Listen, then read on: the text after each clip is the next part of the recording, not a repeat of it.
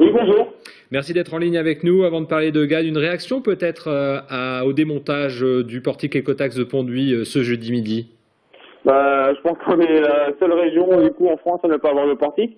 Le gouvernement, je pense, a quand même déjà compris plus ou moins les messages.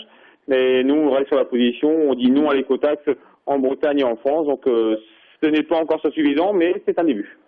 Vous êtes beaucoup engagé contre l'écotaxe, vous êtes également engagé dans la défense des salariés de GAD. Où est-ce que vous en êtes ce jeudi? Vous attendiez à 18 h, c'était l'ultimatum pour la signature d'un accord de fin de conflit avec la CECAB.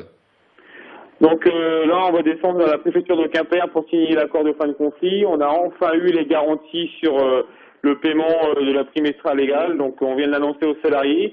Donc dès que l'accord sera signé, on fera retour aux salariés de l'Ampol et les blocus seront levés immédiatement. Donc ça y est, le conflit de GAD à l'Ampol-Guimillou devrait se terminer dans les heures qui arrivent. Pour vous qui vous êtes beaucoup engagé, c'est une satisfaction?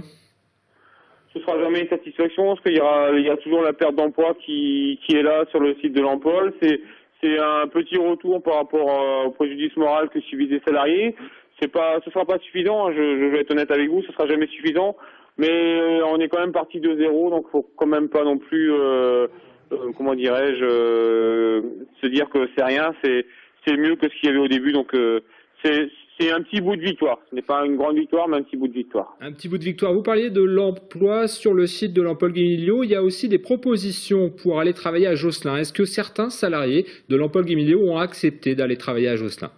Là, on a eu les retours aussi sur justement cette mobilité sur Josselin. Donc, des informations qu'on a eues à la direction, 30 personnes sur les 346 postes disponibles ont accepté d'aller à Josselin. Donc, c'est vraiment très peu. Donc, voilà, il n'y a pas une grosse mobilité vis-à-vis du site de Josselin.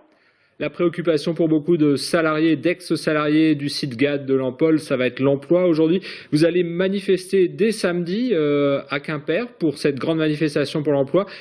En tant que syndicaliste, est-ce que vous ne regrettez pas un peu les divisions syndicales, puisque la CGT a prévu de manifester à Carhaix, en opposition donc à la manifestation de Quimper?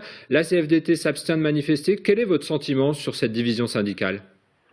Je pense que malheureusement, on n'a pas les moyens syndicalement de se diviser, donc moi je le regrette. Je pense que on peut le voir partout en France, hein, c'est pas seulement à l'Ampol-Guimillou ou ailleurs. Je pense que l'emploi en France est vraiment en danger. On a un chômage qui est galopant, donc je comprends peut-être des positions par rapport à certains groupes qui seraient présents samedi à Quimper, mais pour moi il n'y a pas le choix. Il faut faire front commun et trouver une solution collective pour sauver l'emploi, que ce soit dans le Finistère, en Bretagne ou en France. Donc, moi, je dis, on n'est pas dans le temps de la division, et si on reste comme ça, au bout d'un moment, croyez-moi, il n'y aura ni employeur ni syndicat, parce qu'il n'y aura plus d'emploi en France.